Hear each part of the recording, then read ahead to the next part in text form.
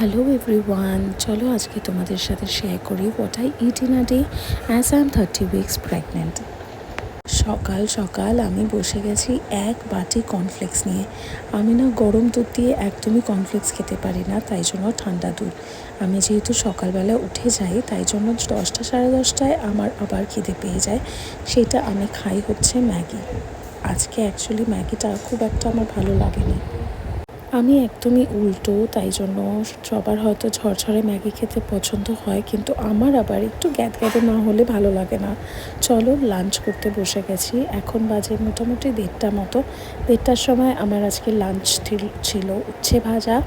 উচ্ছে ভাজাটা একদমই কড়কড়া হয়নি, তাও মায়ের হাতের রান্না বলে কথা, সেটাই হচ্ছে সবথেকে ভালো একটা ব্যাপার। তারপরে নিয়ে নিলাম আমি হচ্ছে একটুখানি ডালের সাথে আজকে একটা স্পেশাল রান্না ছিল, সেটা হচ্ছে চিংড়ি দিয়ে আলু পটল। আমি কিন্তু চিংড়ি মাছ দিয়ে যাই হোক না কেন খুবই আমার ভালো লাগে, তাই জন্য একবার না আমি তিনবার নিয়ে নিয়েছিলাম। আলু পটল চিংড়ি দিয়ে কার না ভালো লাগে, তাই জন্য এতটা খাওয়ার পরে আমি অনেকটাই ফুল হয়ে গেছিলাম।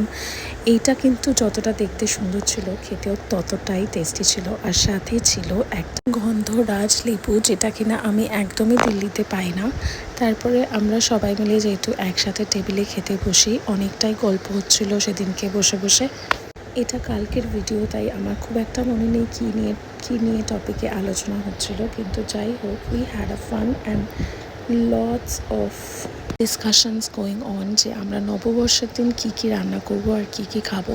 তারপরে আমি একটা পাওয়ার ন্যাপ নিয়ে ছোট্ট করে চলে গেছিলাম ছাদে বিকেলবেলা। এত সুন্দর লাগছিল হাওয়াটা যে বলে বোঝাতে পারবো না।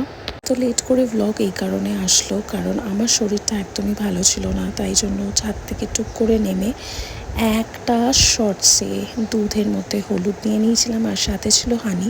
এটা খেতে আমার একদমই ভালো লাগছিল না, কিন্তু গলার অবস্থা খুবই খারাপ ছিল কদিন ধরে, তাই জন্য এটাই একটা মেডিসিনের মতো কাজ করে।